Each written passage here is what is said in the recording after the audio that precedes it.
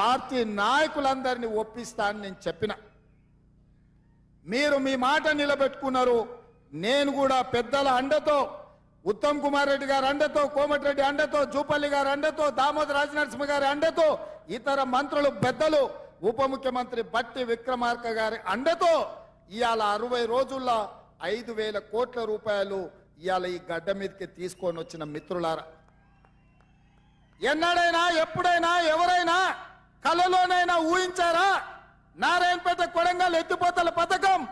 నేను మొదటిసారి ఎమ్మెల్యే అయినప్పుడు 2014లో 69 జీవో మంజూరు చేయించిన. ఉమ్మడి రాష్ట్రంలో 7.10 టీఎంసీలతో 107,000 ఎకరాలకు నారాయణపేట కొడంగల్ ఎత్తిపోతల పథకాన్ని నేను మంజూరు చేయించిన. ఇది మొట్టమొదట కీర్తిశేషులు చిట్టం నర్సిరెడ్డి గారు, రాజశేఖర రెడ్డి గారిని అడిగినరు. ఆనాడు పునాదులు పడ్డ ప్రాజెక్టును 2014లో నేను మంజూరు చేయించుకొచ్చిన. ఉమ్మడి రాష్ట్రంలో తెలంగాణ ప్రాజెక్టులు, పాలమూరు ప్రాజెక్టులు ఆగిపోయినాయంటే అన్యాయం జరిగిందంటే అర్థం ఉంది. కానీ తెలంగాణ రాష్ట్రం వచ్చిన తర్వాత వచ్చిన రాష్ట్రంలో నేను ఎంపీగా గెలిపించిన ప్రాంతానికి మంజూరైన నారాయణపేట కొడంగల్ ఎత్తిపోతల పథకం 10 ఏళ్లు పడావు పడ్డదంటే దీనికి దుర్మార్గం టిఆర్ఎస్ నాయకులు కాదా అని నేను అడుగుతున్నా. ఇవాళ టిఆర్ఎస్ ఒక కథ అయితే ఇక బీజేపీ వాళ్ళది ఇంకో కథ.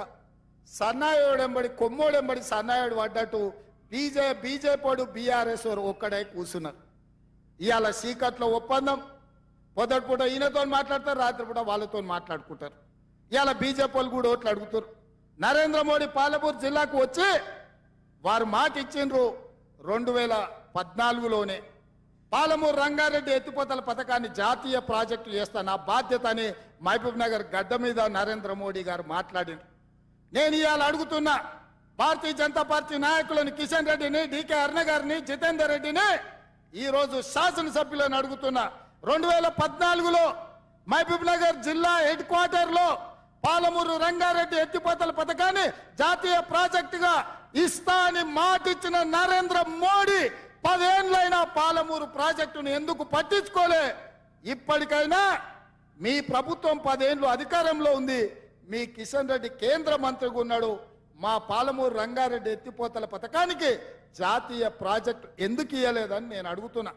అదేవిధంగా మా మిత్రుడు రామ్మోహన్ రెడ్డి, గడ్డం ప్రసాద్ కుమార్ గారు వికారాబాద్ నుంచి కృష్ణా రైల్వే లైన్ కొడంగల్ ద్వారా నారాయణపేట ద్వారా రైల్వే పథకాన్ని కాంగ్రెస్ పార్టీ అధికారంలో ఉన్నప్పుడు మంజూరు చేపిస్తే ఈ రైల్వే ప్రాజెక్టుని 10 ఏళ్లల్లా తట్ట మట్టి కూడా తీయలేదు అంటే మోడీ గారు మనల్ని మోసం చేసినట్టు కాదా అని నేను అడుగుతున్నా.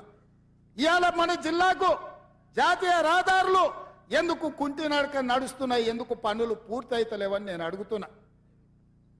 అదేవిధంగా పూడూరులో ఉన్న నేవీ దాన్ని 10 ఏళ్లు పక్కన పెడితే నేను వచ్చి మొన్న నేవీ ప్రాజెక్టుకు భూములు కేటాయించి ఆ పనులు ప్రారంభించే విధంగా నేను చర్యలు చేపట్టిన.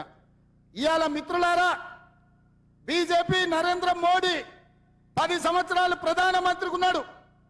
కిషన్ రెడ్డి గారు 5 ఏళ్లు కేంద్ర మంత్రిగా ఉన్నాడు. 4 ఎంపీలు ఉన్నారు. బండి సంజయ్ గారు ఎంపీ ఉన్నారు, అరవింద్ ఎంపీ ఉన్నాడు, బాబురావు ఎంపీ ఉన్నాడు. కేంద్రంలో మీదే ప్రభుత్వం ఉంది. 4 ఎంపీలు ఉండి 4 రూపాయలైనా తెలంగాణ రాష్ట్రానికి తెచ్చిండ్రా? ఇక ప్రధానమంత్రి కంటే పెద్ద పోస్ట్ ఏమన్నా ఉన్నదా? ఈ దేశంలోనే అత్యున్నతమైన పదవి ప్రధానమంత్రి పదవి.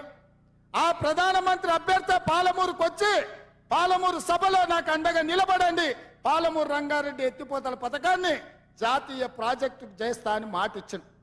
10 ఏళ్ళైనా ఎందుకు పడికేసిందో డికే అరుణ గారు, జితేందర్ రెడ్డి గారు ఇవాళ సమాధానం చెప్పాలి. మీరు ఏ రకంగా 10 ఏళ్లు ప్రధానమంత్రిగా ఉన్నా పాలమూరుకు ప్రత్యేకంగా నిధులు ఇవ్వలే, ప్రాజెక్టులు ఇవ్వలే, పరిశ్రమలు ఇవ్వలే, అభివృద్ధి అడుగంటి పోతే ఒక్కనాడు ప్రశ్నించలే. మరి ఇవాళ ఏ విధంగా మీరు ఈ జిల్లాలో ఓట్లు అడుగుతారు, సీట్లు గెలిపించమని అడుగుతారని నేను అడుగుతున్నా.